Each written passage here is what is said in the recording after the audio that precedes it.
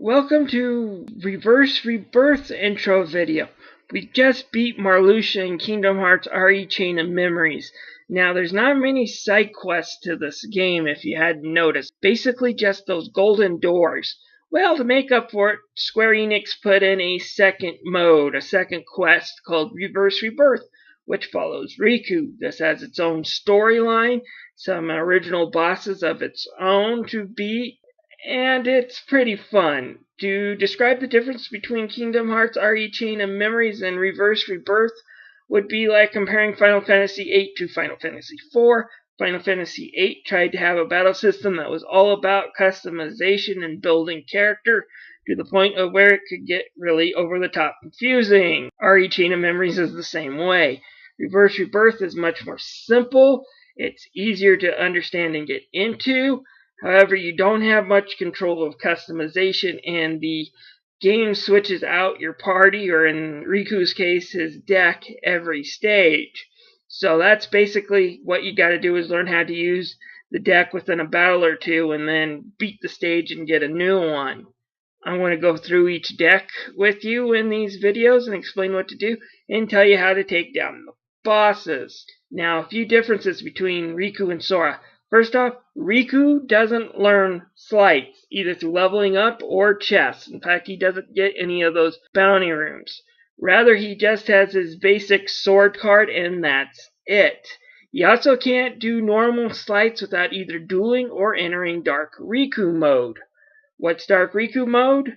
Well, starting on stage 2, if you break enough enemy sleights, you'll transform into Dark Riku here. There is no penalty for doing this. You get a huge stat boost if you're able to do this.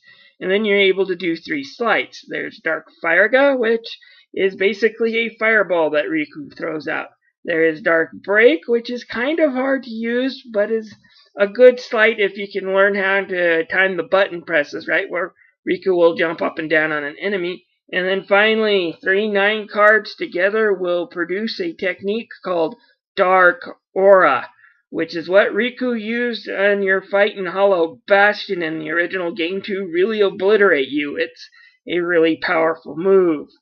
New to this game is the ability to duel. Riku will be able to duel any enemies that matches his cards.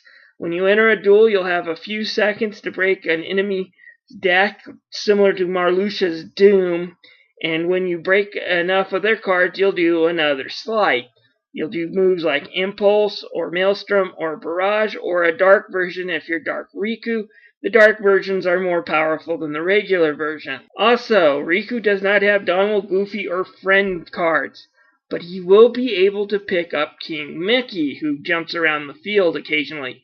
When you do that and use his card, King Mickey will heal, stun all enemies, and reload your deck all at once if you just play his card or a combination of his cards.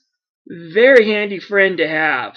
However, he's also able to do an attack if you use Mickey and 2 Soul Eater cards. You'll do something called Holy Burst if you're regular Riku, or Inverse Burst if you're Dark Riku. Inverse Burst allows you to confuse any enemies that you hit, so it's very handy. Finally, leveling up is slightly different with Riku. You have 3 choices. You have the choice to boost his HP, you have the ability to boost his attack points, which only happens every couple of level up, so it's not always lit. And then starting on stage 2, you have the ability to increase his dark points. Dark points allow you to stay as Dark Riku longer. If you run out of DP when you're Dark Riku, you will transform back. You'll lose DP whenever you're hit or whenever your cards are broken while you're Dark Riku. So needless to say, against boss fights, it's good to have a good stash of DP. But I'm more towards HP. I'm kind of one at a time, basically. But if I have to goof up, I want to goof up more with HP. So, get a 60-40 mix between those two, and then just boost your AP whenever that lights up, and you'll be fine. Riku's a lot easier than Sora. He's a lot simpler.